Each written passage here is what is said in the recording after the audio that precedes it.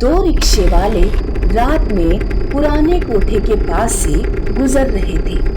उन्हें कोठे के अंदर किसी के घुंघरू की आवाज सुनाई देती है। लगता है अंदर कोई मधुबाला नाच रही है। इतने दिन बीत गए, पत्नी के मरने के बाद किसी औरत से बात तक नहीं हुई है। तभी घूंघट से मुंह ढांके एक औरत दोनों रिक्शे वालों को हाथों से इशारा करके अंदर बुलाती है। चलो चलो, वो हमें अंदर बुला रही है। दोनों अंदर जाते हैं। तभी उनके चिल्लाने की आवाज आती है, बचाओ बचाओ बचाओ। सुबह रोड पर भीड़ लगी थी। दोनों रिक्शे वालों के सिर धड़ से अलग थे। रिक्शे वालों को किसने मारा?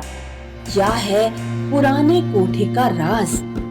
आइए सुनते हैं कहानी कोठे वाली भूतनी। शिवालीपुर गांव में भवानी सिंह अपनी पत्नी और बेटे मोहन के साथ रहता था।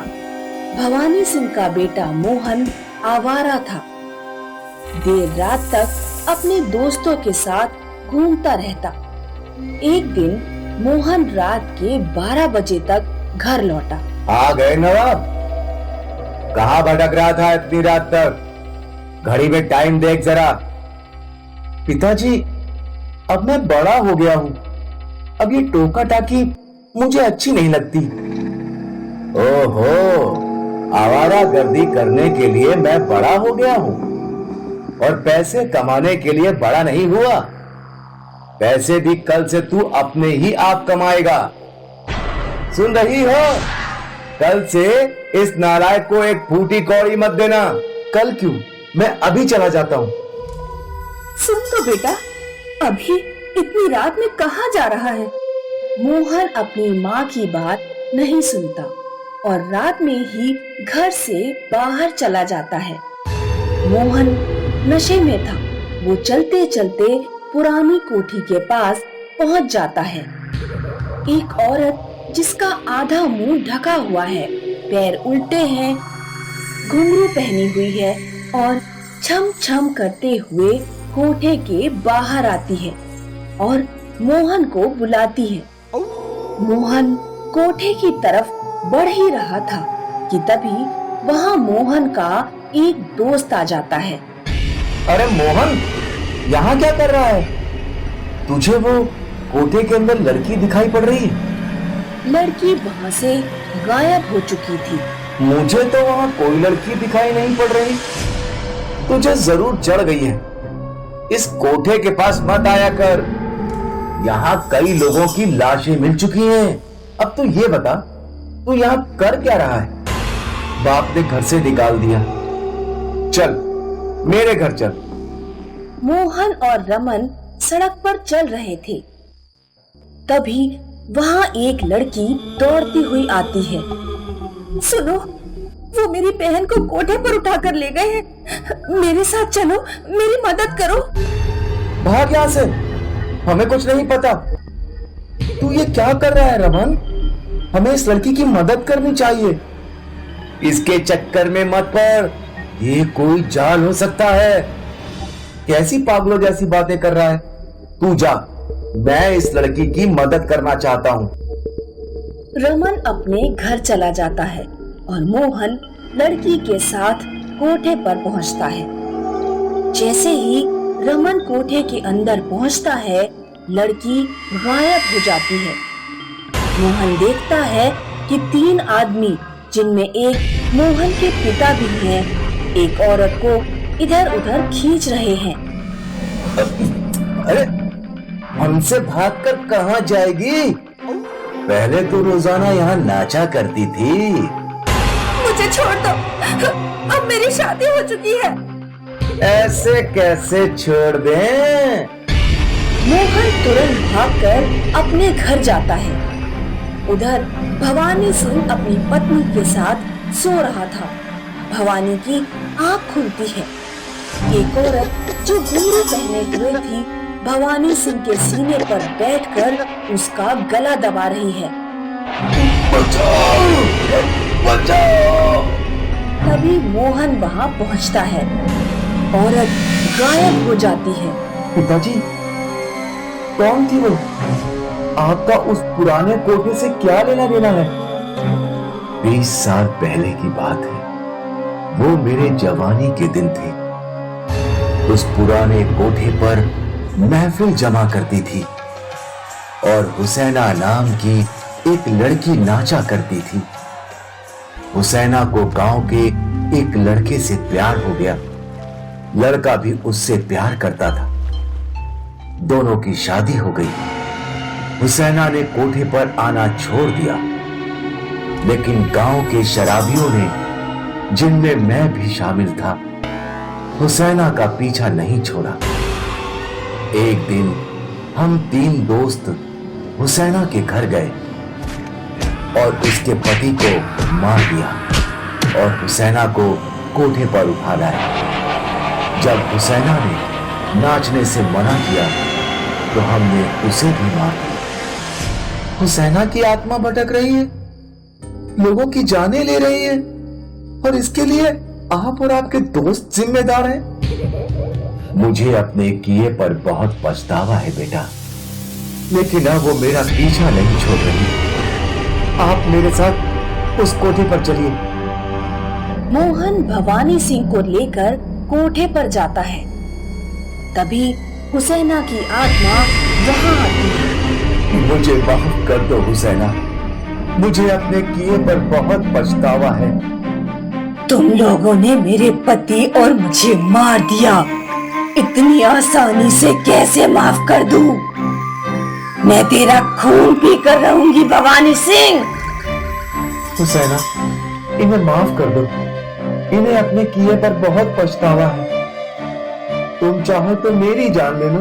मोहन की बातें सुनकर हुसैना का दिल पिघल जाता है। पुलिस स्टेशन जाकर अपना जुर्म स्वीकार करो। भवानी सिंह के पास और कोई रास्ता नहीं बचा था, इसीलिए वो पुलिस स्टेशन जाकर अपना जुर्म स्वीकार करता है। कोर्ट भवानी सिंह को 20 साल की सजा सुनाती है। तब हुसैना की आत्मा को शांति मिलती है। दिल्ली की एक आम सोसाइटी में रहता था व्यास परिवार, जिसमें थी मम्मी अनीता और उनकी बेटी प्रिया। अरे प्रिया, तुम अपना टिफिन भूल गई।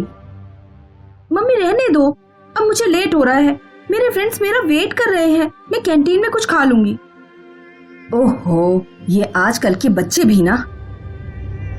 तभी उनकी पड़ोसी बाहर आई। बिल्कुल सही मिसेस व्यास, मेरा बेटा भी बिल्कुल ऐसा ही है। देखिए ना, सुबह से उसके लिए टिफिन तैयार कर रही थी और वो टिफिन छोड़कर चली गई। मैं समझती हूँ आप पर क्या बीत रही है, आजकल के बच्चे होते ही ऐसे हैं। अनीता और सुशीला रोज अपने अपने घरों से बातें किया करती थी। साल बीत गए पर इनका रूटीन नहीं बदला। इनके घर इतने नजदीक थे कि इन्हें गप्पे मारने के लिए घर से बाहर भी नहीं निकलना पड़ता था। लेकिन एक रात इस सोसाइटी में एक चोर आया। उसने देखा कि सब घरों की कोई न कोई लाइट चालू है। लगता है ये सब लोग अभी तक जगे हुए हैं, मुझे बाद में आना चाहिए। लेकिन तभी उसकी नजर अनीता के घर पर पड़ी। ये घर में शायद कोई नहीं है, इससे अच्छा मौका नहीं मिलेगा। चोर पाइप के सहारे ऊपर चढ़ने लगा। ऊपर चढ़कर उसने एक तार की मदद से खिड़की की कुंडी खोल दी। लेकिन जैसे ही वो अंदर गया तो उसकी आंखें फटी की फटी रह गईं। उसके सामने अनीता और प्रिया की लाश थी। चोर पसीना पसीना हो गया। उसे समझ नहीं आ रहा था कि वो क्या करे। चोर वापस पाइप के रास्ते उतरा और भागने लगा। वो सीधा पुलिस स्टेशन गया और वहां के इंस्पेक्टर को सब कुछ बता दिया। हो सकता है चोरी करते वक्त तुमने ही उन दोनों का खून किया हो और अब बचने के लिए हमारे पास आए हो। नहीं सर, ऐसा कुछ नहीं है।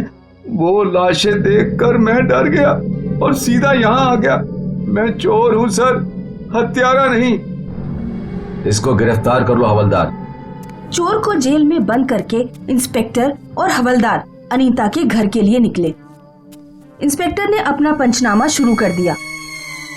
अगले दिन इंस्पेक्टर फॉरेंसिक एक्सपर्ट से मिलने गए। सर, इन दोनों की मौत को 3 महीने हो गए। व्हाट? ये लोग 3 महीने से मरी हुई हैं और लाश से कोई बदबू भी नहीं आ रही? यही तो मुझे भी समझ में नहीं आ रहा है सर। अब तक तो लाश का डीकंपोज होना स्टार्ट हो जाना चाहिए था। और मरने की वजह? चाकू से। प्रिया को किसी और ने चाकू मारा है और अनीता ने अपने आप को। ऐसा भी तो हो सकता है कि अनीता ने प्रिया को मारने के बाद खुद को मार लिया। हाँ, इसके चांसेस बहुत ज्यादा हैं। ठीक है सर। यहाँ से निकलकर इंस्पेक्टर सुशीला के घर पहुंचे। सर, उन दोनों को किसने मारा? यही तो पता करना है। खैर ये बताइए, 3 महीने से आपका बगल वाला घर बंद है, तो आप लोगों को शक नहीं हुआ? नहीं सर, कल तक तो सब ठीक था। सब ठीक था? अभी कल ही तो मेरी बात मिसेस व्यास से हुई थी। व्हाट? ये कैसे पॉसिबल है? उन दोनों को मरे हुए 3 महीने हो गए। क्या? नहीं सर, आप चाहो तो किसी से पूछ लीजिए। वो दोनों कल तक जिंदा थी। कल मैंने प्रिया को भी देखा था। ये सुनकर इंस्पेक्टर के होश उड़ गए। उसे समझ नहीं आ रहा था कि ये कैसे हो सकता है। इंस्पेक्टर ने और लोगों से पूछा तो सबका यही कहना था कि वो माँ बेटी कल तक जिंदा थी। कुछ दिन बाद इंस्पेक्टर पुलिस स्टेशन में थे, तभी सुशीला वहां आई। सर, कुछ तो गड़बड़ है। क्यों? क्या हुआ? आज भी उस घर की लाइट्स ऑन रहती हैं। रोज अगरबत्ती की खुशबू आती है। ऐसा लगता है कि कोई वहां है, पर पता नहीं कौन। लेकिन हमने तो वो घर सील किया था। सर, आप खुद ही इन्वेस्टिगेट कर लीजिए। ठीक है, आज रात मैं खुद वहां आऊंगा। सुशीला वहां से चली गई और इंस्पेक्टर असमंजस में फंस गया। उस रात इंस्पेक्टर और हवलदार अपनी जीप घर से कुछ दूरी पर लगाकर बैठे थे। सर, अब तक तो सब ठीक ही लग रहा है, और वैसे भी हमने घर सील किया है। कोई कैसे घर में जा सकता है? ये केस बहुत अजीब है। मर के 3 महीने हो गए और लोगों का कहना है कि वो लोग जिंदा थे। कुछ तो गड़बड़ है संजय, हमें पता लगाना ही पड़ेगा। ठीक है सर, आप चाहो तो सो जाओ, मेरी नजर है उस घर पर। नहीं संजय, इस केस ने मेरी नींद उड़ा दी है। मुझे कहां नींद आएगी? तो चलिए सर, आप और मैं फोन पे स्नेक एंड लैडर का गेम खेलते हैं। ये अच्छा आइडिया है, हम जगह भी रहेंगे और एंटरटेनमेंट भी हो जाएगा। इंस्पेक्टर और हवलदार फोन पे स्नेक और लैडर का गेम खेल ही रहे थे कि अचानक अनीता के घर की लाइट्स ऑन हुई। वो देखो संजय, लाइट्स ऑन कैसे हुई? दोनों जीप से बाहर आकर खड़े हो गए और तभी अनीता अपने घर से बाहर आई। ये देखकर इंस्पेक्टर और हवलदार दोनों चकरा गए। हवलदार वहीं बेहोश हो गया। संजय, संजय, उठो संजय। भूत, भूत, सर भूत है। इंस्पेक्टर ने हवलदार को जीप में बिठाया और खुद अनीता के घर की ओर चलने लगा। इंस्पेक्टर ने दरवाजे का ताला खोला और अंदर गया। अंदर जाते ही उसे जोर जोर से झगड़ने की आवाजें सुनाई दे रही थी। मैंने कहा ना प्रिया, वो लड़का तुम्हारे लिए ठीक नहीं है। माँ, मैं उसे प्यार करती हूँ और उससे ही शादी करूंगी। क्या इसी दिन के लिए तुमने पाल पोस के इतना बड़ा किया था? वो मुझे नहीं मालूम। उस लड़के की 3 शादियां हो चुकी हैं और 3 तलाक भी। अब तक उसे समझने वाली कोई मिली नहीं, इसीलिए। और माँ, हम दोनों एक दूसरे के लिए ही बने हैं। वो तुम्हारे साथ भी वैसा ही करेगा जैसा उसने अपनी पहली 3 बीवियों के साथ किया था। माँ, तुम उसे नहीं जानती और वैसे भी मैं उसके बच्चे की माँ बनने वाली हूँ। हे भगवान, ये तुमने क्या कर दिया? अब मैं दुनिया को क्या मुंह दिखाऊंगी? ये समाज मुझे बोलेगा बिन बाप की लड़की को मैं अच्छे संस्कार नहीं दे पाई। माँ, आपको अब भी समाज की पड़ी है, मेरी नहीं। मुझे तुम्हारी पड़ी है और तुम्हें इस समाज में ही रहना है। इसीलिए हम कल ही अबॉर्शन करवाएंगे। मैं अबॉर्शन नहीं करवाऊंगी। तुझे कराना पड़ेगा। नहीं करवाऊंगी। प्रिया, तुझे करना पड़ेगा, वरना क्या आप मुझे मार देंगी? हाँ।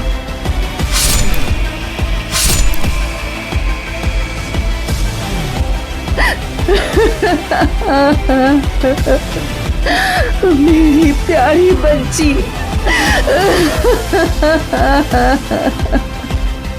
फिर अनीता ने खुद को भी चाकू मार लिया। ये सब इंस्पेक्टर ने अपनी आंखों से देखा और फिर इंस्पेक्टर बेहोश हो गया। अगली सुबह जब इंस्पेक्टर को होश आया तब उसे समझ नहीं आ रहा था कि उसके साथ क्या हुआ। उसे मर्डर कैसे और क्यों हुआ वो तो पता चल गया था, लेकिन वो फाइल में क्या लिखता कि अनीता और प्रिया के भूत ने उसे ये बताया। अब भी इस घर में अक्सर अनीता और प्रिया झगड़ती हैं। पड़ोसी डर के मारे रात में अपने घरों से बाहर नहीं निकलते और ये घर दिल्ली की हॉन्टेड जगहों में गिना जाता है।